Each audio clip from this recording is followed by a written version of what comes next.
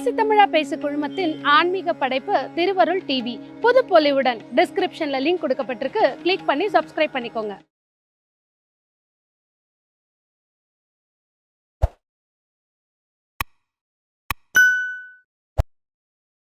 பேசி தமிழா பேசினர்களுக்கு வணக்கம். இன்று இந்த கூட்டுறா பஞ்சாயத்து அப்படிங்கிற நிகழ்ச்சி நம்ம எதற்காக இந்த பஞ்சாயத்து கூட்டியிருக்கோம் என்று பார்த்தீங்கன்னா உங்களுக்கே தெரிஞ்சிருக்கும். நாட்டையே உலுக்கிய ஒரு சம்பவம். பகுஜன் சமாஜ் பார்ட்டியினுடைய மாநில தலைவர் திரு ஆம்ஸ்ட்ராங் அவர்களை கொலை செய்திருக்காங்க. அவருடைய வீட்டு அருகே பெரம்பூர்ல கொலை செய்திருக்காங்க அப்படிங்கிற செய்தியை கேட்டு எல்லாருக்கும் அதிர்ச்சி. முதல்ல நம்ம நிகழ்ச்சிக்குள்ள போறதுக்கு முன்னாடி அவருடைய குடும்பத்திற்கு நம்மளுடைய ஆழ்ந்த இரங்கல்கள் தெரிவிச்சுக்கலாம்.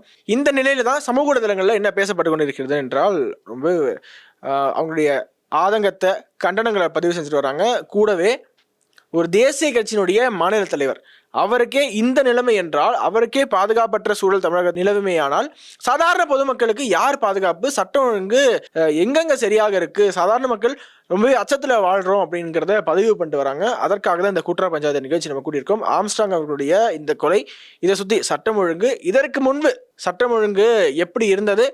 ஏன்னா நம்ம ஒவ்வொருத்தரையும் சட்டம் ஒழுங்கு சரியில்லை அப்படின்னு பேசும்போதெல்லாம் திமுக ஐடி விங்லேருந்து ரொம்ப புத்திசாலித்தனமாக ஒன்று போடுறாங்க. கடந்த ஆட்சியில் சட்டம் ஒழுங்கு தூத்துக்குடி சம்பவத்தின் போது தூக்கலாக இருந்தது, இப்படிக்கு நடுநிலையான்ஸ் மூடிட்டு உட்காருங்கடா அப்படிங்கிறத ஒரு போஸ்டாக போடுறாங்க. ஸோ இப்போது சட்டம் ஒழுங்கை பற்றி பேசுங்க அப்படின்னு சொன்னால் கடந்த ஆட்சிக்கு போயிடுறாங்க. இது குறித்து முதல் கட்டமாக டிபி. ஆமாம், இதுல இருந்தே நான் எடுக்கணும்னு நினைக்கிறேன். யாரை கேட்டாலும் தூத்துக்குடியில் என்ன நடந்தது, ஸ்டெர்லைட்டில் என்ன நடந்தது, ஆமாப்பா அதான் ஸ்டெர்லைட்டில் நடந்ததான் சரியில்லைன்னு சொல்லிட்டுதானே உங்களுக்கு மேண்டேட் கொடுத்துருக்காங்க, அப்போ நீங்களும் அதையே பண்ணால் என்ன அப்படின்னு ஒன்று இருக்குது. இதுக்கு தான் முதல்வர் ஸ்டாலின் அவர்களே பின்னாடி நடக்க போகிறது முன்னாடியே தெரிஞ்ச மாதிரி அவர் ட்வீட் போட்டிருக்காரு. 2017 திறமை மிக்க தமிழக காவல்துறை இன்று மாலுமியற்ற கப்பல் போல தரைதட்டி நிற்பதால் சட்டம் ஒழுங்கு முற்றிலும் சீர்குலைந்து விட்டது. அன்றே கணித்தர மாதிரி தான் இப்போ தொடர்ச்சியாக நடந்துட்டு வருது. போன மாதம் வாதம் 65 பேர் கள்ளச்சாராயம் இஷ்யூ கள்ளக்குறிச்சியில், அது நாடே இப்போ இந்த அவலம் என்ன நடக்குது அப்படின்னாங்க. அதுக்கு முன்னாடி தீபக் ராஜா அவர்களுடைய கொலை, அதுவுமே வந்து ஒரு பட்டியலினத்தவர் கொலை செய்யப்பட்டார். இப்போ மீண்டும் வந்து ஒரு பட்டியலினத்தவர் கொலை செய்யப்பட்டார். ராகுல் காந்தி, மாயாவதி வேற நாளைக்கு வர்றாங்களாம். இந்த அளவுக்கு இன்னைக்கு இந்தியாவே மொத்தமும் சிரிப்பாக சிரிக்குது. ஆமாம், ஃபஸ்ட்டு நீங்கள் வந்து கொலையை பற்றியும் பேசியிருந்தீங்க, சட்டம் ஒழுங்கை பற்றி பேசிகிட்டு இருந்தீங்க. ஃபஸ்ட்டு நம்ம வந்து ஆம்ஸ்ட்ராங் யார் அப்படிங்கன்னு மக்கள்கிட்ட சொன்னால் நல்லாயிருக்கும் அப்படின்னு நினைக்கிறேன். அவர் வந்து பார்த்தீங்க அப்படின்னா சென்னையை சேர்ந்தவர் தான். சென்னையை சேர்ந்த பெரம்பூர் பகுதியில் பிறந்த ஒருத்தர். அவர் வந்து சட்டம் பயின்றிருக்காரு. சட்டம் பயின்றிருக்கப்பே பார்த்தீங்க அப்படின்னா அந்த சமூக சேவைகளில் ஈடுபட்டிருக்காரு. சமூக ரீதியான போராட்டங்களையும் கலந்துக்கிட்டு இருந்திருக்காரு. அதுக்கப்புறமா பார்த்தீங்கன்னா சுயேட்சையாக கவுன்சிலராக ஜெயிச்சிருக்காரு. அதுக்கப்புறமா ஜெகன்மூர்த்தியார் இருக்கார் இல்லையா, அவருடைய அண்ணனான மூர்த்தி அவர்கள் வந்து புதிய பாரதம் அப்படிங்கிற கட்சியை துவங்கினப்ப அதுல இருந்தே அவர் கூட சேர்ந்து பணியாற்றி இருக்காரு. மூர்த்தி அவர்கள் இறந்ததுக்கு அப்புறமா பார்த்தீங்கன்னா இவர் வந்து தனியாக தன்னுடைய அரசியல் நிகழ்வுகளில் செயல்பட தொடங்கிட்டாரு. அதுக்கப்புறமா பகுஜன் சமாஜ் கட்சியில் சேர்ந்திருக்காரு. 2008 மாயாவதி அவர்கள் உத்தரப்பிரதேசத்தோட முதலமைச்சராக இருந்தப்ப அவங்கள சென்னைக்கு அழைச்சிட்டு வந்துட்டு ஒரு மிகப்பெரிய பேரணி நடத்தி காட்டியிருக்காரு. Mega rally. ஆமாம், மெகா ரேலி நடத்தி காட்டினாரு. ஸோ அதுல இருந்து தான் இவர் வந்து இந்தியா முழுக்குமே கவனிக்கப்பட ஒரு தலைவராக இருந்திருக்காரு. அது மட்டும் இல்லாமல் 17 வருஷம் ஸ்டேட் பிரசிடென்ட்டாக இருந்திருக்காரு. ஒரு தேசிய கட்சியுடைய மாநில தலைவராக 17 வருஷம் இருந்திருக்காரு. அது மட்டும் இல்லாமல் 2011 கொளத்தூரில் அவர் போட்டிக்கிட்டார் முதல்வர் ஸ்டாலின் அவர்களுக்கு எதிர்ப்பாக. அவருடைய தலைவர் கன்ஷிராம் அவர்கள் பாணியில் இவர் வந்து முதல்ல ஸ்டாலின் அவர்களுக்கு எதிர்ப்பாக போட்டிக்கிட்டாரு. அந்த அளவுக்கு ஒரு 17 வருஷமா ஒரு லைம்லைட்டில் இருக்கிறவருக்கு இந்த நிலைமை அப்படின்னா ஒரு காமன் மேனோட நிலைமை நினைச்சா ரொம்ப மோசமாக இருக்கு.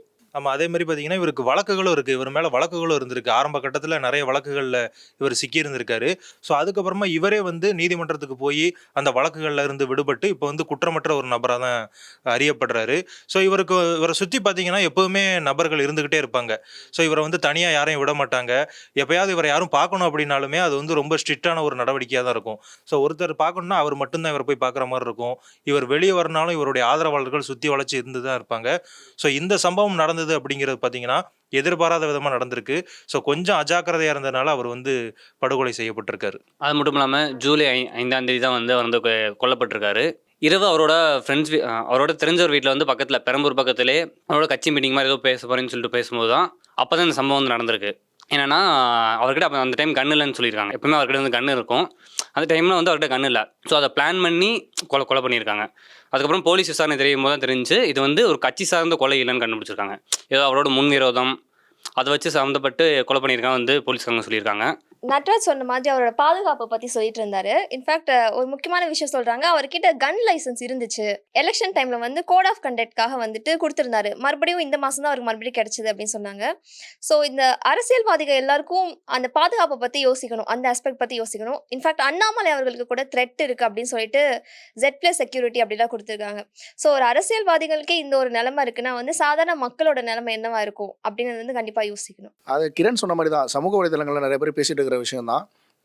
இன்னும் ஒரு சிலர் எப்படி பேசுகிறாங்க அப்படின்னா, இவர் வந்து ஒரு தியாகி மாதிரி எதுக்கு ஆகுறீங்க, எல்லாரும் அவரை பார்த்து போய் அழுகுறீங்க, எல்லாரும் போஸ்ட் போடுறீங்க, ஒரு தியாகி மாதிரி காட்ட வேணாம், அவர் குற்றவாளி தான், அவர் மேலேயும் குற்ற வழக்குகள் நிறைய இருக்குது, நிறைய வழக்குகளில் வந்து அவரே வாதாடியும் வந்து அந்த குற்ற வழக்கு வந்து ரிலீஸும் ஆயிருக்காரு. ஸோ இங்கே வந்து அவர் குற்றவாளியாக அவர் நல்லவரான்றது வந்து ஒரு விஷயமே கிடையாது. அவர் எப்படி கொல்லப்பட்டார் அப்படின்றத ஒரு விஷயம். ஒரு தேசிய கட்சியினுடைய மாநில தலைவராக இருக்கும்போது அவருக்கே இங்கே பாதுகாப்பு இல்லை அப்படின்னும் போது அதுவும் ஒரு சாதாரண கொலை மாதிரி தெரியல. அந்த வீடியோஸ்லாம் பார்க்கும்போது நமக்கு அதை பார்க்குறதுக்கே ஒரு மாதிரி இருக்குது, அந்த வீடியோஸ்லாம் பார்க்குறதுக்கு. ஸோ அந்த அளவுக்கான ஒரு கொடூரமான கொலை நடக்கும்போது இங்கே சட்டம் ஒழுங்கு வந்து நம்ம கேள்வி கேட்டு தான் ஆகணும். இன்றைக்கி கூட ப்ரெஸ் மீட்டில் காவல் ஆணையர் சொல்லியிருக்காரு, சென்னையில் கொலை குற்றங்கள் குறைந்துள்ளன, சென்னை மிகவும் பாதுகாப்பான நகரம்னு மென்ஷன் பண்ணியிருக்காரு. இவ்வளோ ஒரு விஷயம் நடந்ததுக்கப்புறமும் கூட ஒரு காவல்துறைக்கு இந்த மாதிரி பேசணுன்றக்கான அழுத்தம் எங்கேருந்து வருது அப்படின்றதே ஒரு கேள்விக்குறி தான். நேற்றுலேருந்து அதே மாதிரி டிஎம்கே ஆதரவாளர், திமுக ஆதரவாளர்கள் நிறைய பேர் வந்து ட்விட்டரில் நிறைய பேர் சைலண்ட் ஆகிட்டாங்க. இன்றைக்கி காலையிலேயும் வந்து கூட இது வந்து அந்த 8 பேர் அரெஸ்ட் பண்ணாங்க இல்லையா, அதில் வந்து ஒருத்தர் பாஜகவை சேர்ந்தவர், பாஜகனுடைய எஸ்சி பிரிவை சேர்ந்தவர்னு சொல்கிறாங்க. பட் கார்த்திக் கோபிநாத் அவர் என்ன ட்வீட் போட்டிருக்காரு, இவருக்கு எங்கள் கட்சிக்கு அந்த சம்மந்தமும் கிடையாது, எந்த ஒரு பொறுப்புலேயே அவர் இல்லை அப்படின்னு சொல்லிட்டு அவர் போடுறாரு. ஸோ மீண்டும் இதை வந்து ஒரு திசை திருப்ப தான் பார்க்குறாங்களே தவிர இது ஒரு சட்டம் ஒழுங்கான பிரச்சனை தான் தமிழ்நாட்டில் நடக்குது அப்படின்றத அக்செப்ட் பண்ணிக்கிறக்கே இந்த அரசுக்கு வந்து ஒரு இது இல்லைன்னு நினைக்கிறேன். ஏன்னா காவல் ஆணையரை வச்சு பேச விடுறாங்க அப்படின்னா இதுக்கு மேலே நம்ம என்ன பேசுறதுன்னே எனக்கு தெரியல இதில். கண்டிப்பாக. ஏன்னா இது ஒரு விஷயம் அங்கே இருக்குன்னு அட்ரஸ் பண்ணாதான் அதற்கு என்ன தீர்வு அப்படிங்கிறத நோக்கி நகர முடியும். சட்ட ஒழுங்கு பற்றி பேசும்போது நம்ம கொலைகள், பொலிட்டிக்கல் மர்டர்ஸ், நான் பொலிட்டிக்கல் மர்டர்ஸ் என்ன எடுத்தாலுமே கடந்த சில ஆண்டுகளாக அப்படியே அதிகரிச்சுக்கிட்டே இருக்குது. எந்த அளவுக்கு போயிடுச்சுன்னா விஏஓக்களே ஒட்டுமொத்தமாக சேர்ந்து எங்களுக்கு லைசன்ஸ் துப்பாக்கி வச்சுக்கிறதுக்கு அனுமதி கொடுங்க அப்படின்ட்டு அப்ளை பண்ணுறாங்க. மணல் கடத்தல தடுத்து நிறுத்துறதுக்காக விஏஓ வெட்டுறாங்க. இன்னும் நிறைய இந்த பொலிட்டிக்கல் மர்டர்ஸ்க்கான ஒரு சில சின்ன லிஸ்ட் ஒன்று இருக்கு. திருநெல்வேலி மாவட்ட பாஜக இளைஞரணி செயலாளர் ஜெகன் 34 வயது வெட்டி படுகொலை. காங்கிரஸ் மாவட்ட தலைவர் சரளமாக மீட்டெடுப்பு யாரு, ஜெயக்குமார் அவர்கள், திருநெல்வேலி மாவட்ட தலைவர். அதிமுக பிரமுகர் கொலை வழக்கில் திமுக நிர்வாகி கைது. சேலம் அதிமுக பிரமுகர் சண்முகம் கொலை வழக்கில் திமுக நிர்வாகி சதீஷை காவல்துறை கைது செய்துள்ளது. இப்போது இந்த பகுஜன் சமாஜ் கட்சி இந்த இதுலயே இந்த ஒரு காவல் ஆணையர் பிரஸ் மீட்ல ஒரு விஷயம் சொல்றாரு, ஆம்ஸ்டாங்கிற்கு நேரடியாக அச்சுறுத்தல் இருந்ததாக தகவல் இல்லை அப்படின்றாரு. அப்போ இன்னொரு நியூஸ் அதை நான் படிக்கிறேன். பகுஜன் சமாஜ் கட்சி மாநில தலைவர் ஆம்ஸ்டாங் கொலை செய்யப்படலாம் என்று உளவுத்துறை ஏற்கனவே 3 முறை எச்சரிக்கை விடுத்ததா தகவல் அப்படின்றாங்க. இது எவ்வளவு பெரிய முரண்னு நம்ம மற்றவங்களுக்கு தெரியாம இருக்கலாம், அவங்களுக்கு தெரியும். 3 தடவை எச்சரிச்சிருக்காங்க. இங்கே எங்களுக்கு அப்படிப்பட்ட அவருக்கு உயிருக்கு அச்சுறுத்தல் இல்லை, இருக்கிற மாதிரி தகவல் இல்லை அப்படின்றாங்க. ஸோ இந்த வித்தியாசமே போதும் எப்படி நடந்துட்டு இருக்கு அப்படின்றது. இன்னொன்று, ஜமீஷா முபின் கேஸ்லேயே மத்திய உளவுத்துறை பல முறை இங்கே வார்ன் பண்ணியிருந்தாங்க.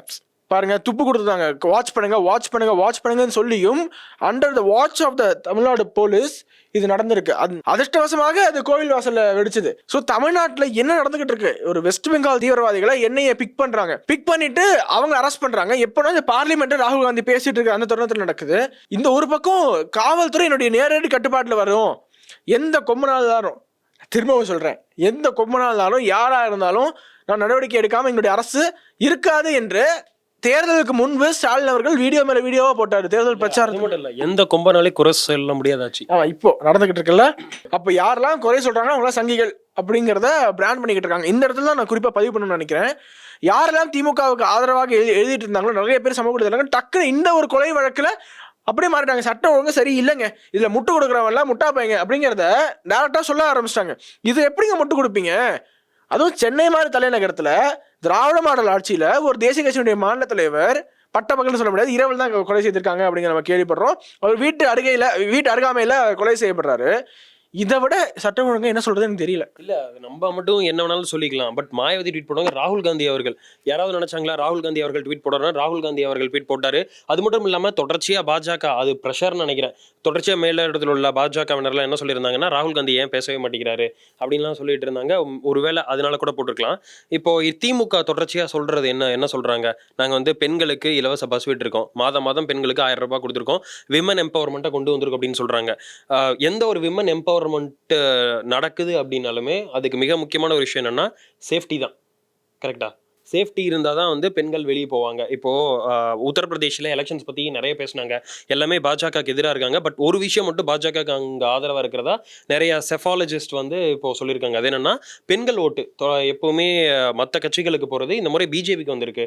அதற்கு காரணம் என்னன்னா சேஃப்டி ரீசன்ஸ். நிறைய பேர் உத்தரப்பிரதேச பாரு, அங்கே பாரு, நார்த்த பாரு அப்படிங்கிறாங்க. பட் உத்தரப்பிரதேஷ்லையும் எஸ்பி ஆட்சியில் அந்த கூண்டாஸ் இருந்தாங்க இல்லையா, அது யோகி ஆதித்யநாத் வந்ததுக்கு பின்னாடி குறைஞ்சிருக்கு அப்படிங்கிறாங்க. இப்போ விமன் சேஃப்டி இருந்தால் தான் ஆல் டுகெதர் இவங்க கொடுக்குற ஸ்கீம்ஸ், விமனுக்கு கொடுக்குற ஸ்கீம்ஸ் எல்லாம் அது வந்து டெவலப்மெண்ட்டாக போகும். இப்போ it's all about the leader அப்படின்னு தான் சொல்லுவோம். இப்போ எல்லாருமே எஸ்பெஷலி என்ன சொல்கிறாங்க, வி ஆர் மிஸ்ஸிங் அம்மான்னு தான் சொல்கிறாங்க. கரெக்டாக? ஸோ இந்த இடத்துல தான் இந்த லீடர் அப்படின்னு சொன்னீங்க இல்லையா, ஜெயலலிதாவுடைய ஒரு இன்டர்வியூ ரொம்ப வைரலாக போயிட்டு இருந்துச்சு. கரண்ட் ஆப்பர் கொடுத்த இன்டர்வியூ நினைக்கிறேன். The moment I come to power, எல்லா குண்டாஸும் போய் ஒளிஞ்சுப்பாங்க. அதுவரை திமுக ஆட்சியில் ரவுடிகள் அராஜகம்னு மக்கள்லாம் புலம்புவாங்க. இந்த மொமெண்ட் ஜெயலலிதா அவர்கள் ஆட்சிக்கு வந்தவுடன், ஜெயலலிதா என்னும் நான் அப்படின்னு பதவி ஏற்றவுடன் எல்லா குண்டர்களும் போய் எங்கேயாச்சும் ஒளிஞ்சுப்பாங்க. இவங்க இந்த அம்மா கண்ணில் பட்டோம்னா நம்ம அவ்வளோதான் அப்படின்னு தெரிஞ்சு எல்லா ரவுடிஸுமே போய் ஒளிஞ்சுப்பாங்க. இப்போது எனக்கு என்ன லீடர்ஸ்னு சொல்லணும்னு ஞாபகம் இருந்துச்சுன்னா, கூட்டணி கட்சி தலைவர்கள் திருமாவளவன் மற்றும் காங்கிரஸுடைய மாநில தலைவர் செல்வ பெருந்தகை அவர்கள் 2 பேருமே என்ன சொல்லியிருக்காங்க, சரணடைஞ்ச 8 பேர் நாங்கள் தான் கொலை செய்தோம் என்று சரணடைந்த 8 பேர் வேற எங்களுக்கு நம்பிக்கை கிடையாது. எப்படிங்க நம்ப முடியும்? இதெல்லாம் அரசாங்கம் மறைக்க ட்ரை பண்ணுது. உண்மையான குற்றவாளிகளை தேடி கண்டுபிடிக்கணும் அப்படின்னு சொல்வதே ஒரு பாசிட்டிவ் நோட்டாக நான் பார்க்கிறேன். ஏன்னா இத்தனை நாட்களாக லிட்ரலி எல்லா பாஜகலேருந்து எல்லா எதிர்கட்சியும் என்ன குற்றச்சாட்டு இருந்தாங்க, திமுக கூட்டணி கட்சிகள் கொத்தடிமைகளாக செயல்பட்டு இருக்காங்க. என்ன நடந்தாலுமே முட்டு கொடுத்துக்கிட்டே இருந்தாங்க. ஆனால் இப்போது ஒரு சின்ன ஒரு முன்னேற்றம், ரொம்ப முட்டு இல்லாமல் இந்த ஒரு ப்ரெஸ் மீட்டில் திருமாவளவன் கொடுத்தது மற்றும் செல்வ பெருந்தகை கொடுத்தது லைட்டாக முட்டு இருந்துச்சு. பட் ரொம்ப இல்லை, முன்னாடி இருந்த அளவுக்கு இல்லை. இப்போ என்ன சொல்ல ஆரம்பிச்சிருக்காங்க, இல்லை ஏற்படுது இல்லை, அரசாங்கம் இன்னும் கவனமாக இருக்கணும், அரசாங்கம் இரும்புக்காரம் கொண்டு அடக்கணும் அப்படின்னு சொல்றது ஒரு பாசிட்டிவ் நோட். நீங்க வந்து திருமாவளவன் அவர்களுடைய பிரஸ் மீட்டை பத்தி பேசியிருந்தீங்க. அதுல முக்கியமான பாயிண்ட் ஒன்று இருக்கு. அதுல என்ன சொல்லியிருக்காருன்னா, தமிழகம் முழுக்க வந்து ஜாதிய ரீதியிலான படுகொலைகள் அதிகமாக இருக்கு. குறிப்பா தலித் தலைவர்கள் குறி வச்சு தாக்கப்படுறாங்க. ஸோ இதுக்கு வந்து தீவிரவாதத்தை ஒடுக்கிறதுக்கு கியூ பிரான்ச் பிரிவு போலீசார் இருக்கிற மாதிரி தலித் தலைவர்களை வந்து காப்பாற்றுறதுக்காகவும் அவர்கள் மீதான அந்த படுகொலைகளை தடுக்கிறதுக்காகவும் தனியாக ஒரு உளவுத்துறை அமைக்கணும் அப்படின்னு சொல்லியிருக்காரு. அதுவும் வந்து முக்கியமான ஒரு பாயிண்டாக கருதப்படுது. இந்த நிலையில தான் கொலை செய்யப்பட்டவருடைய உறவினர்கள் ஒரு பிரஸ் மீட் கொடுத்தாங்க. ரொம்பவே பார்க்கறதுக்கே அவ்வளோ பாவமாக இருந்துச்சு. அவங்க ஸ்டாலின் அவர்களை ஒரு சில வார்த்தைகள் சொல்லி திட்டுறாங்க, ஷேம்லெஸ் ஸ்டாலின் அதெல்லாம் சொல்கிறாங்க. அப்போது அதற்கு பிறகு தலித் தலைவர்கள் மேலே தமிழ்நாட்டில் அட்ராசிட்டிஸ் ஜாஸ்தி ஆயிடுச்சு அப்படின்னு சொல்கிறாங்க. அதோட திமுக ஆட்சியில் தலித் தலைவர்கள் மேலே தொடர்ச்சியாக தாக்குதல் நடந்துக்கிட்டே இருக்கு அப்படிங்கிறத குமுறல்களாக பதிவு பண்ணுறாங்க. இதெல்லாம் இங்கே சமூக நீதி போராளிகளுக்கு கண்ணில் படுமா அப்படிங்கிறது தான் எனக்கு கேள்விக்குறி. என்னன்னா, நாங்கள் தான் உங்களுக்கான பாதுகாப்பு அரண் அப்படின்னு சொல்கிறவங்க அவர்களுடைய ஆட்சியில் நடக்குது என்று கொலை செய்யப்பட்ட தலித் தலைவருடைய உறவினர்களே சொல்கிறாங்கன்னா அது எவ்வளோ சீரியஸ் கன்சர்ன். அப்படி கதறி அழுகுறாங்க. இத்தனைக்கும் ஓப்பனாக பேசணும்னா, பகுஜன் சமாஜ் பார்ட்டிங்கிற ஒரு பார்ட்டி இருக்குது, அது ஒரு நேஷனல் பார்ட்டி, அதற்குடைய மாநிலத்தில் இவர் தான் அப்படிங்கிற ஒரு விழிப்புணர்வு, ஒரு புரிதலே இந்த கொலை சம்பவத்துக்கு பிறகுதான் சாதாரண மக்கள் தமிழ்நாடு இந்த பிஎன்சி சென்டர்ஸ்லாம் போய் சேர்ந்தது. அதுக்கு முன்னாடி நீங்கள் பேலட்ல எடுத்து பார்த்தீங்கன்னா எல்லா தொகுதியிலையும் ஃபர்ஸ்ட் யானை சின்னம் இருக்கும். இந்த தேர்தலில் அதிகமான தொகுதியில் போட்டிட்டு ஒரு தொகுதியில் கூட ஜெயிக்காத ஒரு கட்சி எதுனா பகுஜன் சமாஜ் பார்ட்டி. ஃபேமஸாக இல்லாத ஒரு பார்ட்டி தான் அதனுடைய மாநில தலைவர். ஆனால் அந்த பகுதியில் பார்த்தீங்கன்னா பெரம்பூர் அந்த வடசென்னை அந்த சுற்றுவட்டார பகுதியில் பார்த்தீங்கன்னா அவர் ஒரு ஃபேமஸாக இருந்திருக்காரு அப்படிங்கிறதுக்கு அவருடைய உறவினர்கள் எடுத்து போடுற ட்வீட்ஸ், அவருடைய ஸ்பீச், பழைய கால ஸ்பீச்லாம் இப்போ ரொம்ப வைரலாக போயிட்டு இருக்கு. இல்லை, கூட்டணி கட்சி பற்றி பேசிட்டு இருந்தோம். இந்தி கூட்டணியில் இருக்க காங்கிரஸ் ஆகட்டும் சரி, ராகுல் காந்தி மேலே வந்து ஆல்ரெடி ஒரு நிறைய விமர்சனம் வச்சுட்டு இருக்காங்க. அதாவது அவர் ஹத்ராஸ்க்கு போறாரு, ஆனால் கள்ளச்சாராயம் இஷ்யூல வந்து வரல அப்படின்னு சொல்லிட்டு. ஸோ இந்த மாதிரி சில ப்ரெஷர் இருக்கு. அதே மாதிரி வந்து திருமாவளவன் அவர்களுக்கும் வந்து வேங்கை வயலுக்கு வந்து அவர் குரல் கொடுக்கல அப்படின்னு சொல்றாங்க. ஸோ இந்த மாதிரி ஒரு தலித் லீடருக்கே அவங்க வாய்ஸ் அவுட் பண்ணலைன்னா அவங்க மேலே ரொம்ப பேர் ஒரு விமர்சனம் வந்துடும் அப்படின்னு ஒரு ப்ரெஷர் இருக்கனால தான் வந்து அவங்க இந்த மாதிரி இப்போ பேச ஆரம்பிச்சிருக்காங்க அப்படின்னு நான் நினைக்கிறேன். கிரண் சொன்ன மாதிரி தலித் தலைவர்கள்னு மட்டும் இல்லை, இந்த திமுக ஆட்சிக்கு வந்ததுக்கு அப்புறமே இந்த பட்டியலின மக்கள் மீதான தாக்குதல் அப்படின்றது ரொம்பவே அதிகமாக அதிமுக கடத்தல் நடக்கலை அப்படின்னு நம்ம சொல்ல முடியாது, நடந்திருக்கு. ஆனால் இந்த அளவுக்கு நடந்திருக்கா அப்படின்னு கேட்டால் ரொம்பவே கம்மி தான். ஸ்கூல் ஸ்டூடெண்ட்ஸ் வரைக்கும் அந்த கேஸ்ட் இஷ்யூ வந்திருக்கு. இப்போ போன வாரம் கூட திருநெல்வேலியில், போன வாரமாக 2 நாள் முன்னாடி திருநெல்வேலியில் ஒரு கேஸ்ட் விஷயமா ஸ்கூலுக்குள்ளே பசங்க அடிச்சுக்கிறாங்க. ஸோ இந்த மாதிரி விஷயங்கள் வந்து தொடர்ந்து வருது. பட் அதை அக்செப்ட் பண்ணிக்க வந்து அவங்க மறுக்கிறாங்க. அதுதான் அதில் இருக்கிற ஒரு மைனஸ் பாயிண்ட்டே பார்க்குறேன். அவங்க அக்செப்ட் பண்ணிட்டு ஓகே நாங்கள் சரி பண்ணிக்கிறோம்னா பிரச்சனை இல்லை. அக்செப்ட் பண்ணிக்காமல் இருக்கும்போது தான் எக்ஸ்ட்ரா அந்த மாதிரி விஷயங்கள்லாம் நடந்துகிட்டே வருது. அதே மாதிரி தான் 2011 இருந்து 2021 வரைக்கும் இந்த மாதிரி சாதிய படுகொலைகள்லாம் பெருசாக பார்த்ததில்ல. திமுக மட்டும் பவருக்கு வந்துடுச்சுன்னா ரவுடிஸ் எல்லாம் சொல்லிடுவாங்களோ இட்ஸ் அவர் டைம், அப்னா டைம் ஆயேகா அப்படின்னு சொல்லிடுவாங்க போல. அந்த மாதிரி தான் தொடர்ச்சியாக நடந்துட்டு இருக்கு. இந்த ஸ்பீச் பற்றி அவருடைய பழைய கால ஸ்பீச்லாம் திமுக அதிமுக ரெண்டுத்தையுமே கடுமையாக தாக்கியிருக்காரு. சாதி வெறியர்களுடைய கூடாரம் திமுக என்று விமர்சனம் செய்திருக்காரு. எனக்கு தெரிஞ்சு எவ்வளவு பட்டியலின தலைவர்கள் இந்த மாதிரி ஓப்பனா பேசுவாங்க அப்படின்னு தெரியாது. தமிழ்நாட்டிலே பாத்தீங்கன்னா விசிகா 2 தொகுதிகளுக்காக விசிகா என்றால் விழுப்புரம் சிதம்பரம் கட்சி என்று தேய்ந்து விட்டது. அவங்களோட தயவால தான் நமக்கு 2 MP சீட் கிடைக்குது, எம்பிஸ் நம்ம ஜெயிக்கிறோம், திமுக என்ன பண்ணாலும் முட்டு கொடு அப்படின்னு கொடுக்காம அவர்களுடைய உண்மையான மனநிலையை தோல்விச்சு காட்டியிருக்காரு இல்லையா, அதுக்கே ஆம்ஸ்ட்ராங் அவர்களுக்கு நம்ம ஹேட்ஸ் ஆஃப் சொல்லிக்கணும். நான் விக்ரவாண்டி நேற்று போனேன் இல்லையா, நேற்று விக்ரவாண்டி அங்கே போகும்போது தெரியுது எந்த அளவுக்கு விடுதலை சிறுத்தைகள் கட்சியால் திமுகவுக்கு வந்து இவ்வளோ பெனிஃபிட்டாக இருக்காங்கன்னு. ஏன்னா விடுதலை சிறுத்தைகளில் இருக்கக்கூடிய அந்த பட்டியலினத்தவர்கள் ஆதரவாக இருக்கிறாங்க இல்லையா, தொடர்ச்சியாக திமுகவுக்கு அங்கே வாக்களிக்கிறாங்க. நேற்று அவங்க ஒருத்தர் சொன்னார், அங்கே ஒருத்தர் வாட்ஸ் பாப் கேட்டப்போ சொன்னார், திருமாவளவன் எங்கே கையை காட்டுறாரோ அங்கே வந்து தலையை காட்டுவோம் அப்படின்னு மாதிரி சொன்னார். பட் திருமாவளவன் அவர்களுக்கு தன்னுடைய சொந்த சாதியினருக்கு இந்த மாதிரிலாம் இஷ்யூ நடக்கும்போது கண்டிப்பாக அவங்களுக்காக நிற்கணும். திமுக அலைன்ஸில் இருக்கிறனால திமுகவுக்கு சார்பாக இருக்காம அந்த மக்களுக்காகவும் நிக்கணும் அப்படிங்கறது என்னுடைய கோரிக்கை இருக்கு. அதே மாதிரி பார்த்தீங்க அப்படின்னா இந்த கொலையை பற்றி பார்த்தீங்கன்னா அரசியல் தலைவர்கள், அதாவது எதிர்க்கட்சிகளை தவிர்த்து திமுகவோட கூட்டணி கட்சிகளுமே சொல்லியிருந்ததை நம்ம பார்த்துருக்கோம், கருத்துக்கள் நிறைய சொல்லியிருந்தாங்க. ஸோ அதே மாதிரி பார்த்தீங்கன்னா ரஞ்சித், மாரி செல்வராஜ் இந்த மாதிரியான திரையுலகை சேர்ந்தவர்களும் ரொம்பவே நேரில் போய் மரியாதை செலுத்தியிருந்தாங்க, அவருக்கு இரங்கல் தெரிவிச்சிருந்தாங்க. நடிகர் விஜய் வந்து இதை பற்றி ஒரு ட்வீட் போட்டிருந்தாரு, அதுவும் வந்து சோசியல் மீடியாவில் ரொம்ப வைரலாக போய்கிட்டு இருக்கு. இந்த சம்பவத்தை பற்றி வந்து தமிழக வெற்றி கழகத்தோட தலைவர் விஜய் வந்து என்ன ட்வீட் போட்டிருக்காருன்னா, இது போன்ற கொடும் குற்ற சம்பவங்களை இனி நடைபெறாமல் இருக்க தேவையான முன்னெச்சரிக்கையை தமிழக அரசு தீவிரமாக முன்னெடுக்க வேண்டும் சொல்லியிருக்காரு. அது மட்டும் இல்லாமல் சமரசம் இல்லாமல் சட்ட ஒழுங்கை நிலைநாட்டி அனைவரது பாதுகாப்பையும் உறுதி செய்ய வேண்டும் என்று கேட்டுக்கொள்கிறேன்னு ட்வீட் போட்டிருக்காரு. இதான் வந்து இப்போ விஜய் வந்து இதுக்கு முன்னாடி வந்து அவ்வளோவா வந்து பெருசாக எந்த கருத்துக்களும் எந்த ப்ரெஸ் மீட்டும் கொடுக்காம இருந்தார். இப்போ தான் லாஸ்ட் டைம் வந்து இந்த ஸ்டூடெண்ட்ஸ் இந்த மீட் வந்து முடிஞ்சு, அதுக்கப்புறமா இந்த சம்பவத்துக்கு வந்து ட்வீட் போட்டிருக்காரு. இது வந்து பரவாயில்ல வந்து சோசியல் மீடியாஸில் தமிழக வெற்றி கழகத்தோட உறுப்பினர்களும் சரி அந்த மாணவர்களும் சரி நிறைய வந்து ரீட்வீட் பண்ணிட்டு இருக்காங்க. இதுவும் ட்ரெண்டிங்ல போயிட்டு இருக்கு. இதுக்கு தான் திமுகவினர் என்ன நினைக்கிறாங்கன்னா, தங்களுக்கு எதிரியே இருக்கக்கூடாது, யாருமே பேசிடவே கூடாது, வாய்ஸ் அவுட் பண்ணிடக்கூடாது திமுகவுக்கு எதிராக அப்படின்னு. திமுக கூட்டணியில் இருக்கிறவங்களா இருந்தாலும் சரி, திமுகவில் சோஷியல் மீடியாவில் இருக்கிறவங்க கூட என்ன சொல்லியிருந்தாங்கன்னா, ஜாமண்ட்ரி பாக்ஸ் கொடுக்கறதுக்கு வந்து விழா வச்சிருக்காருங்க, விஷஸ் மட்டுமே போட்டிருக்காரு, ஜாமண்ட்ரி பாக்ஸ் கொடுக்கறதுக்கும் விஷஸ் மட்டும் போடுறதுக்கு எதுக்கு ஒரு கட்சி அப்படிங்கிற மாதிரி சொல்லிட்டு இருந்தாங்க. அந்த கள்ளக்குறிச்சி ஷோல கூட அந்த அம்மாவே கீழே போய் விழுந்தாங்களா என்னன்னு தெரியல, அதுக்குமே சொல்லியிருந்தாங்க இதெல்லாம் வந்து என்ன பொழப்போ அப்படிங்கிற மாதிரி சொல்லியிருந்தாங்க. பட் இதற்கும் விஜய் அவர்கள் வாய்ஸ் அவுட் பண்ணியிருக்கிறாரு. நடிகர் விஜய் அவர்கள் ட்வீட் போடுறதை பத்தி பேசிட்டு இருந்தோம். அவர் மட்டும் இல்ல, பல அரசியல் தலைவர்கள் வந்து ட்வீட் பண்ணியிருக்காங்க. விஜய் அவர்கள் ட்வீட்ல வந்து ஒரு கண்டனம் தெரிவிக்கிற மாதிரி இல்ல, அதெல்லாம் கேட்டுக்கொள்கிறேன் அப்படின்றது மட்டும்தான் இருந்தது. சீமான் அவர்கள் வலியுறுத்துகிறேன் அப்படின்னு சொல்லிட்டு அரசு சொல்லியிருந்தாரு. அண்ட் இன்ஃபேக்ட் வந்து விஜய் அவர்கள் வந்து தமிழக அரசு அப்படின்னு தான் குறிப்பிட்டிருந்தாரு. ஆப்வியஸ்லி அதுதான் வந்து கரெக்டான டேர்மு. பட் அண்ணாமலை அவர்களாகட்டும் இல்லை இபிஎஸ் அவர்களாகட்டும் திமுக அரசு அப்படின்னு சொல்லிட்டு அந்த மாதிரி குறிப்பிட்டிருந்தாங்க. ஆனா அது மட்டும் இல்லாம வந்து இவர் தார்மீகமா முதல்வரா இருக்கலாமா அப்படின்னு சொல்லிட்டு ரொம்ப ஒரு ஸ்ட்ராங்கா அவங்களோட எதிர்ப்பை தெரிவிச்சிருந்தாங்க. கம்பேரிட்டிவ்லி பார்க்கும்போது விஜய் அவர்கள் வந்து ரொம்ப பாலிஷ்டா சொல்லியிருந்தாரு தான் நான் பாக்குறேன்.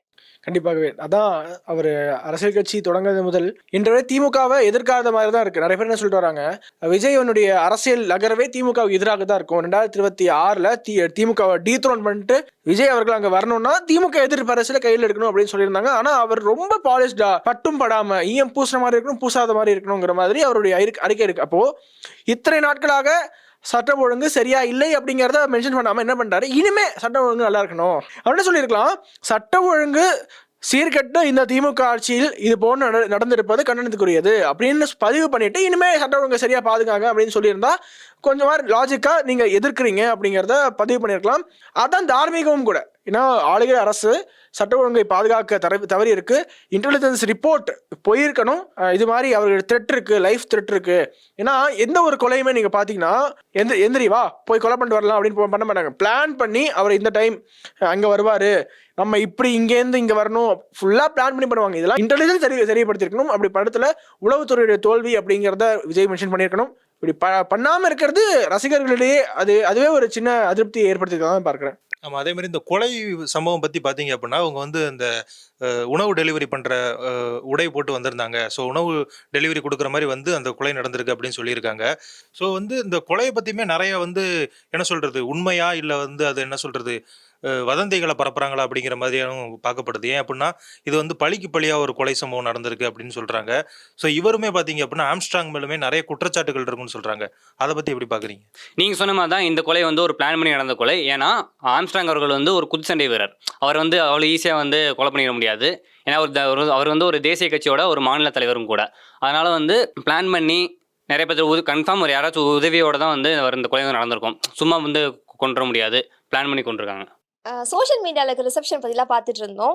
அதில் வந்து காலங்காலமாக திமுகவுக்கு ஆதரவாக சில பேர் இருப்பாங்க இல்லையா, அவங்களாம் வந்து எப்படி டிஃபெண்ட் பண்ணுறாங்கன்னா, அவரே வந்துட்டு ஒரு ரவுடி தானே அப்படின்னு சொல்லி டிஃபெண்ட் பண்ணுறாங்க. அப்புறம் இன்னும் வந்து விமர்சனம் வைக்கும்போது என்ன சொல்கிறாங்கன்னா, ஆர்எஸ் பாரதி சமீபத்தில் ஒன்று பேசியிருந்தாருல்ல, அப்போ அவரை பற்றி விமர்சனம் பண்ணும்போது கூட என்ன சொல்கிறாங்கன்னா, இவர் என்ன ஆர்எஸ்எஸ் பாரதி மாதிரி செயல்படுறாரு அப்படின்னு சொல்கிறாங்க. அதுக்கப்புறம் இன்னொரு விஷயம் என்னன்னா, அதே மாதிரி தான் அந்த வந்து கைது பண்ண ஒரு 6 பேரில் வந்து ஒருத்தர் வந்து பாஜக நிர்வாகி அப்படின்னு சொல்கிறது. அதாவது ஒரு அந்த ஃபர்ஸ்ட் அந்த இஷ்யூவை அட்ரஸ் பண்ணாம பாஜக பக்கமே இல்லாம திருப்புறாங்க. திமுகவை வந்துட்டு கிரிட்டிசைஸ் பண்ணும் போதும் பாஜகவை சொல்லி தான் அதை பண்றாங்க. நீங்கள் சொன்ன மாதிரி தான் அவர் வந்து இது மொத்தமாக அவங்க என்ன ட்ரை பண்ணுறாங்க அப்படின்னா, திமுகவுக்கு இதுக்கு சம்மந்தம் இல்லை, திமுகவை பற்றி பேசாதீங்க, இந்த கவர்மெண்ட்டுக்கு இதுக்கு சம்மந்தம் இல்லை அப்படின்றத அவங்க ஃப்ரேம் பண்ண வருது. திரும்பவும் சொல்கிறது அதுதான், அவர் வந்து ஒரு நல்லவரோ கெட்டவரோ அதெல்லாம் இங்கே பார்க்க தேவையில்லை. அப்படி நம்ம கெட்டது மட்டும் பார்த்தோம் அப்படின்னா ஒவ்வொரு வருஷமும் 100 பேர் அவர் அட்வொகேட்டுக்கு படிக்க வச்சுட்டு இருக்காரு. அந்த நல்ல விஷயத்தையும் நம்ம இல்லைங்க, யோசிச்சு இப்போ பார்க்கணும்ல. கெட்டவர்னாலுமே வந்து அதையுமே இவங்க தானே ஜெயில வேணா பிடிச்சி போடலாம். அதுதான் சொல்ல வந்தேன். இப்போ அவர் ஒரு சமூக விரோதி, அவர் ஒரு ரவுடி, அவர் கெட்ட பஞ்சாயத்துக்காரர் என்றால் இத்தனை நாட்களாக கைது செய்யாம எதுக்கு வச்சிருக்கீங்க? அப்போ உங்களுக்கு தெரிஞ்சே வெளில நடமாட விட்டுருக்கீங்களா? அது மூலமாக அரசாங்கத்துக்கு என்ன லாபம்? இப்ப வந்து அவர் ரவுடி தானே, போனா போட்டும், எப்படி சொல்வது, ஒரு உயிர் போனா போட்டும் என்று சொல்வதற்கு இவங்க யாரு அப்படிங்கறத மக்கள் கேக்குறாங்க. கைது பண்ணுங்க சொல்றேன். அவங்க எந்த அளவுக்கு போறாங்கன்னா, சமூக வலைதளங்களை பேசுறதை தாண்டி காவல் ஆணையரையே பேச வைக்கிறாங்கன்னு போது அந்த இடத்துல நம்ம என்ன பேசுறேன்னு நமக்கு தெரியல. அதுதான் இப்போ ஒரு கொலை நடக்குது அப்படின்னா அந்த கொலை செஞ்சவங்களை தண்டிக்கிறதன் மூலியமா தான் கொலையை தடுக்க முடியும். இப்போ தீபக் ராஜா கொலை நடந்தது, என்ன பண்ணிட்டாங்க? எதுவுமே பண்ண முடியல. நம்ம சொல்றோம் போலீஸ் ஒண்ணுமே பண்ணல அப்படின்னு. அவங்களால பண்ண முடியாதுங்க. அவங்களுக்கு கோ கொடுக்கணும். கோ கொடுத்தா மட்டும்தான் பண்ணுவாங்க. கள்ளச்சாராயம் காட்சி அங்க 65 பேர் இறந்தாங்க இல்லையா? யாருக்கு தெரியாது? போலீஸ்க்கு தெரியாம இருந்திருக்குமா?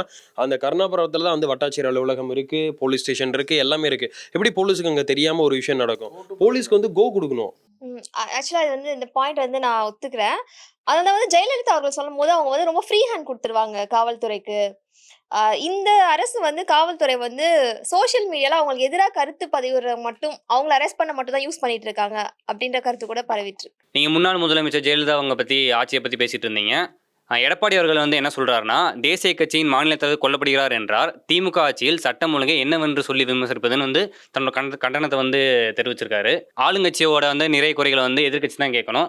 எதிர்கட்சிகள் வந்து நிறைய புஷ் பண்ணியிருக்காங்க. நிறைய அவங்களோட சோசியல் மீடியாஸ்ல நிறைய ப்ரெஸ் மீட்டு, அதிமுகவோட தொண்டர்கள் எல்லாருமே இந்த கொலையை பத்தி நிறைய அவங்களோட விமர்சனங்கள், கண்டனங்கள் வந்து பதிவு பண்ணிட்டு இருக்காங்க. அது மட்டும் இல்லாம காலையில இருந்தே அதிமுக காரங்க எல்லாருமே ரிசைன் ஸ்டாலின் அப்படிங்கிற ஒரு ஹேஷ்டாக் ட்ரெண்ட் பண்ணிட்டு வராங்க. கொலையாளிகளை பத்தி பேசியாகணும், யாரெல்லாம் சரணடைஞ்சிருக்காங்க அவங்கள பத்தி பேசியாகணும். சம்பவம் நடந்த ஒரு சில மணி நேரங்களே எங்க ஆட்சி பாத்தீங்களா, அனைத்து குற்றவாளிகளும் அரெஸ்ட் பண்ணீங்களா? அவங்க வந்து சரணடைஞ்சிருக்காங்க. இவங்க ஏதோ வலை வீசி பிடிச்ச மாதிரி. அதேதான் முதல்வர் ஸ்டாலின் அவர்கள் எடுத்து அந்த எக்ஸாண்டல் ஒரு பதிவு போட்டிருந்தாருல, அதுவே போலீஸ் வந்து நைட்டை அரெஸ்ட் பண்ணல, அவங்களா சரணடைஞ்சிட்டாங்க அப்படின்னு சொல்லியிருக்காங்க. எல்லாருமே ஒரு 8 நபர்கள் அரெஸ்ட் இருக்காங்க, சரணடைஞ்சிருக்காங்க அப்படி வச்சுக்கலாம். அவர்கள் என்ன சொல்றாங்க, இப்போ திருமாவளவன் அதான் சொல்றாரு, செல்வப்பிரதிங்க அதான் சொல்றாங்க, பல பேர் அதான் சொல்றாங்க, இவங்க உண்மையான குற்றவாளிகளே கிடையாது. ஆனா வாக்குமூலம், தந்தி டிவி நியூஸ் கார்டு பார்த்தேன், நீ புதிய தலைவர் நியூஸ் கார்டு பார்த்தேன், அவங்க என்ன சொல்றாங்க, அவங்க வாக்குமூலம் கொடுத்திருக்காங்க. ஆற்காடு சுரேஷ் அவர்களுடைய மரணத்திற்கு பின்னாடி இவர் தான் இருக்காரு அப்படிங்கிற சந்தேகத்தின் பேர்ல ஆற்காடு சுரேஷ் அவர்களுடைய தம்பி இந்த கொலையை செய்து விட்டதாக அவங்க ஒப்புதல் வாக்குமூலம் கொடுத்திருக்காங்க. என்னைக்கு கொலை பண்ணுவாங்க, சுரேஷோட பிறந்த நாள்ல நாங்க இந்த கொலையை பண்ணணும்னு சொல்லிட்டு வாக்குமூலம் கொடுத்திருக்கதா சொல்றாங்க. ரொம்ப நாள் பிளான் பண்ணி பிறந்த நாள் அன்னைக்கு தூக்கணும் அப்படின்னு சொல்றாங்க. எனக்கு தெரிஞ்சு இவங்க நிரபராதிகள் என்று இவங்களுக்குலாம் எப்படி தெரியும்? திருமாவளவனுக்கோ இல்ல செல்வப்பிரதிகைக்கோ இல்ல இவங்கெல்லாம் நம்புற மாதிரி இல்ல. அப்போ யார் குற்றவாளி உங்களுக்கு தெரியுமா? ஸோ ஒரு முன்முடிவுக்கு வந்துடுறோமோ அப்படிங்கிற ஒரு அச்சம் இருக்கு. இதனால இந்த ஸ்டேட்மெண்ட்ஸ்னால, இது போன்ற திசை திருப்பதுனால யார் உண்மையான குற்றவாளிகளோ அந்த தேர்தல் வேட்டையில அந்த அந்த ப்ராசஸ் நீர்த்து போகக்கூடாது அப்படிங்கிறதா மக்களுடைய பார்வையா இருக்கு. ஆமா, இந்த சம்பவத்தால திமுக அரசுக்கு கெட்ட பேர் வந்துருச்சுன்னு நிறைய பேர் சொல்லிட்டு இருக்காங்க. திமுக அரசுக்கு கெட்ட பேர் ஒரு பக்கம் இருந்தாலுமே அவங்க எப்படியும் பாத்தீங்கன்னா இந்த அரசு வந்து இன்னும் ஒரு 2 ஆண்டு காலம் தான் இருக்கு. அடுத்து அவங்க ஜெயிச்சு ஆட்சிக்கு வந்தாதான் திமுக அரசு தொடரும் அப்படின்னு சொல்லலாம். ஆனா தமிழக காவல்துறைக்கு வந்த கெட்ட பேர் வந்து எப்பயுமே நீங்காத ஒண்ணா இருக்கும். எப்பயுமே தமிழக காவல்துறையால இதை தடுக்க முடியலன்னு தான் சொல்லுவாங்க. ஸோ காவல்துறை இது சீரியஸா எடுத்துட்டு இது போன்ற சம்பவங்கள் இனிமே நடக்காம முழு வீச்சோட செயல்படணும். இதெல்லாம் இந்த செய்தி வந்துட்டு இருக்கும்போது இதுக்கான ஒரு டிஸ்கஷன் போடலாம்னு சொல்லிட்டு கண்டென்ட் பார்த்துட்டு இருக்கும்போது இன்னொரு நியூஸ், பாமகவை சேர்ந்த ஒருத்தரை 4 பேர் சேர்ந்து வெட்டிருக்காங்க. ஒரு உயிருக்கு ஆபத்தான நிலையில மருத்துவமனையில் அனுமதிக்கப்பட்டிருக்காரு. ஸோ இது ஒரு தொடர் கதையாக தான் போயிட்டு இருக்கு. எங்க முடியும். என்னன்னு தெரியல. இது வந்து இப்போ வரக்கூடிய விக்கிரவாண்டி இடைத்தேர்தலில் பிரதிபலிக்கும்னு நினைக்கிறீங்களா? விக்கிரவாண்டியில் அது எதிரொலிக்குமா அப்படிங்கிறது ஒரு பெரிய கொஷின் மார்க் தான். நேற்று மக்கள்கிட்ட வைக்கும்போது இந்த கள்ளச்சாரம் இன்சிடென்ட் இங்கே ஏதாவது தாக்கத்தை ஏற்படுத்துமா போன்ற கேள்விகளை வச்சேன்.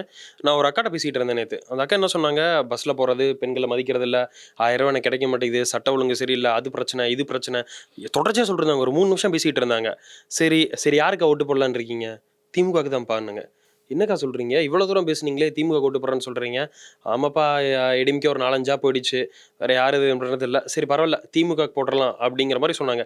எனக்கு தெரிஞ்சு இதுதான் திமுகவோட ப்ளஸ்ஸாக பார்க்குறாங்கன்னு நினைக்கிறேன். இங்கே எல்லாமே செய்தி சேனல்ஸாக இருக்கட்டும், யாராக இருக்கட்டும், எல்லாருமே வந்து சுற்றி எடிமிக்கே உடஞ்சிருச்சு 4 போயிடுச்சு 5 போயிடுச்சு அப்படின்னு அவங்க அந்த அளவுக்கு எடுத்துகிட்டு போயிட்டாங்கன்னு நினைக்கிறேன். பீப்புள் கடைசியில் என்ன நினைக்கிறாங்கன்னா, நமக்கு ஒரு ஸ்டேபிள் கவர்மெண்ட் வேணும், என்ன நடந்தாலும் சரி ஒரு ஸ்டேபிள் கவர்மெண்ட் வேணும் அப்படியே அந்த மனநிலைக்கு போனனால சரி பரவாயில்ல என்ன பிரச்சனை நடந்தாலுமே சரி இருக்கட்டும் இருந்துட்டு போட்டோம் அப்படிங்கிற மாதிரி திமுகவுக்கு சப்போர்ட் பண்றாங்களோன்னு தோணுது. ஒருவேளை ஏடிஎம்கே மட்டும் ஸ்ட்ராங்கா இருந்தா இந்த நிலைமை மாறி இருக்கும். அதுதான் உண்மை கூட. இப்போ நம்ம போன நவம்பரில் வேலை செய்கிற நம்ம எவ்வளோ வெளில வந்து நம்மளும் பார்த்தோம். நம்மளும் ஒவ்வொரு பக்கமாக ஒரு தண்ணியிலையும் போயிட்டு நம்ம மக்கள்கிட்ட வாட்ஸ்அப் எடுத்தும் போட்டோம். ரிசல்ட் என்ன? அதே தமிழ்ச்சி தங்கப்பாண்டி தான் ஜெயிச்சாங்க. எனக்கு தெரிஞ்சு நான் இந்த வேலைச்செல்ல சுத்தின வரைக்கும் தமிழ்ச்சி தங்கப்பாண்டினா வெள்ளத்தப்போ நான் பார்க்கல. ஏடிஎம்கேக்கு டெபாசிட் போயிருச்சுங்க. நான் தமிழ்ச்சி தங்கப்பாண்டினை பார்க்கல. நாங்கள் பார்த்த ஒரே அமைச்சர் தங்கம் தென்னரசு. நம்ம தான் எடுக்க ஆரம்பிச்சோம். நாம பார்த்த ஒரே அமைச்சர் வந்து தங்கம் தென்னரசு வெள்ளத்தப்போ. இந்த தொகுதியோட எம்பி தமிழ்ச்சி தங்கப்பாண்டினா நான் பார்க்கவே இல்லை. ஆனா மீண்டும் அவங்க தான் வெற்றி பெற்று வந்திருக்காங்க. ஸோ மக்கள் எப்படி யோசிக்கிறாங்கன்றது தெரியல. ஒரு வைரலா போயிடுச்சு இல்ல, ஸ்டாலின் தான் வந்தாரு நீச்சல் அடிக்க விட்டாரு அப்படின்னு சொல்லிட்டு ஒரு அக்கா பேசிட்டு இருந்தாங்க. பட் ஸ்டில் தொடர்ச்சியா வந்து சென்னை மட்டும் இல்லை, இன்னைக்கு ஹோல் தமிழ்நாடுமே திமுகக்கு நம்பிதான் வாக்களிச்சிருக்கு. திமுக அதை எப்படி பாக்குறாங்கன்னு தெரியல. திமுக நினைப்பாங்க போல, எங்க போயிட போறாங்க, நமக்கு தான் ஓட்டு போடுவாங்க, இவங்க எல்லாம் யாரு அப்படின்னு சொல்லிட்டு அந்த மென்டாலிட்டிக்கு, நம்மளை விட்டு அவங்களுக்கு கதி இல்லை அப்படின்னு சொல்லிட்டு அந்த மென்டாலிட்டிக்கு வந்துட்டாங்கன்னு நினைக்கிறேன். என்னனாலும் ஓட்டு போட்டுறாங்க அப்படிங்கிற ஒரு மென்டாலிட்டிக்கு வந்ததுனால மட்டும்தான் சரி எந்த கவலையும் இல்லாம, என்னன்னா திமுக மேல மக்கள் நம்பிக்கை வச்சு ஓட்டு போட்டிருக்காங்க. பட் மக்களுக்கு வந்து நல்லாட்சி கொடுக்கணுங்கிற நம்பிக்கை திமுக இல்லை அப்படிங்கிறத எனக்கு தோணுது. ஏன்னா நம்மளும் ஒவ்வொரு தடையும் இது ஏதாவது இஷ்யூ ஆகும்போது பெருசாக ப்ளோ அப் ஆகும். திமுக ஆட்சியில் நடந்த இஷ்யூ அப்படின்ட்டு ப்ளோ அப் ஆகும். எங்கன்னா இந்த யூடியூப் ஸ்பேஸில் மட்டும். அதுவும் ஒரு 4 பேர் வீடியோ போடுவாங்க, அவ்வளோதான். திமுக இந்த ஒரு இஷ்யூனால மிகப்பெரிய பின்னடைவை சந்திக்க போகுதுன்னு நினைப்போம். இதெல்லாம் ஒரு இஷ்யூவா? அதான் இப்போ நம்ம அதிமுக ஆட்சியில் பார்த்தோம், நீட் இஷ்யூ எவ்வளோ பெரிய இஷ்யூவாக கொண்டு வந்தாங்க. ஜெயராஜ் பென்னிக்ஸ் தூத்துக்குடி, இப்போ ஜெயராஜ் பென்னிக்ஸ் கொலை அவங்க வந்து இறந்தது வந்து அதை யாருனாலும் ஈடுகட்ட முடியாது, தவறுதான் போலீஸ் அங்கே பண்ணது வந்து தவறு தான். பட் இங்கே வந்து கஸ்டோடியல் டெத்ஸ் எவ்வளோ நடந்துருச்சு, அதெல்லாம் பற்றி மக்கள் பேசுகிறாங்களா? சமூக ஆர்வலர்கள்னு சொல்கிறவங்க பேசுகிறாங்களா? அப்போ தொடர்ச்சியா ஏடிஎம்கேல ஒரு சின்ன இஷ்யூ நடந்தா கூட ஊதி பெருசாக்குனாங்க. அது ஏடிஎம்கே மணி தானே தவறு. ஏன்னா திமுக ஒரு விஷயம் பண்ணும்போது ஒரு எதிர்க்கட்சி அவங்க அந்த விஷயத்தை பெருசா எடுத்துக்கவே போக மாட்டேங்கிறாங்க. ஏடிஎம்கே வந்து இப்போ 65 பேர்ல எனக்கு தெரிஞ்சு ஏடிஎம்கே ஆட்சியில் நடந்திருந்தது அவ்வளவுதான், ஜென்மத்துக்கு அவ்வளவுதான். தமிழ்நாடு வந்து மங்கோலியா மாதிரி இருக்கு, நம்ம ஆப்பிரிக்கா சொமாலியா மாதிரி இருக்கு, நம்ம வந்து ஒரு ஆப்பிரிக்கன் கண்ட்ரியில வாழ்ற மாதிரி இருக்குன்னு அந்த அளவுக்கு முதல்வர் ஸ்டாலின் அவர்கள் பேசுவாரு. பட் இதற்கு வந்து இப்ப கேக்குறவங்களாம் சொல்றாங்க, யாருங்க ஆம்ஸ்ட்ராங் என்ன பெரிய தலைவரா, எனக்கு தெரியாதுங்கிறாங்க. ஒரு நாள் தாங்க இருக்கு. இப்போதே மக்கள் அடுத்தடுத்து விவகாரங்களை நோக்கி நகர ஆரம்பிச்சிட்டாங்க. அடுத்து வேற இஷ்யூ வருமா, விக்கிரவாண்டி இடைத்தேர்தல் வருமா, பாமக திமுக சண்டை என்னவாக இருக்கு, அங்க சீமானுடைய பிரச்சாரம் என்னவாக இருக்கு. அது மட்டும் இல்ல, ஓபிஎஸ் வந்து அதிமுக கைப்பற்றுவாரா?